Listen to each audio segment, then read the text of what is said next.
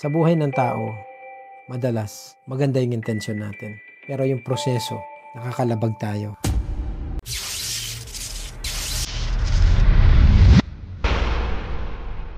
Hello mga kansam, and for today's video, meron lang po akong isi-share sa inyo. Naalala ko to, nung ako apprentice pa sa isang malaking kumpanya sa Philippines. Isang araw, dahil sa kagustuhan kong tumulong sa loob ng shop, kahit hindi ako allowed mag-drive, nag-drive ako. Ngayon, silita ako ng gwardiya.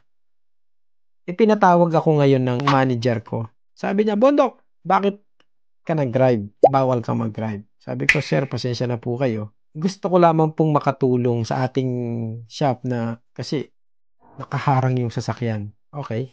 Alam niyo, kinuwentuhan ako ng manager ko, sabi niya, "Bondok, makinig ka, ikukwento ko sa ito." Tandang-tanda ko pa 'to, bata pa ako noon. Siguro 18 years old pa lang ako noon. Meron isang matandang tumatawid sa traffic light. Ngayon, sa kasamaang palad, nasagasaan yung matanda.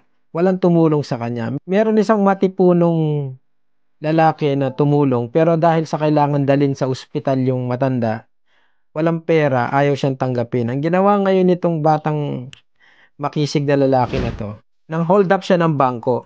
Do'n sa pagnanakaw niya ng bangko, hinuli siya ng pulis. Nung tinanong siya ng pulis, sabi niya, "Bakit ka nagnakaw?"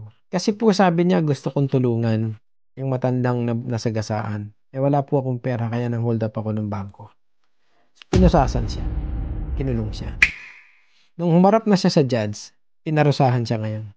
Guilty. Sabi ng judge sa kanya, "Alam mo, maganda yung hangarin mo, tumulong dun sa matanda. Hindi kita pinaparusahan dahil sa pagtulong mo dun sa matanda. Pinaparusahan kita dahil sa pagnanakaw mo doon sa bangko." Sa buhay ng tao, madalas maganda yung intensyon natin. Pero yung proseso, nakakalabag tayo. Doon po tayo magsusulit. Hindi doon sa intensyon natin. Tandaan ninyo, araw-araw, ang buhay natin, puno ng hiwaga. Marapatin po natin na iayon natin yung proseso doon sa intensyon natin. This is Andre Bones, the Handsome Mechanic. You should be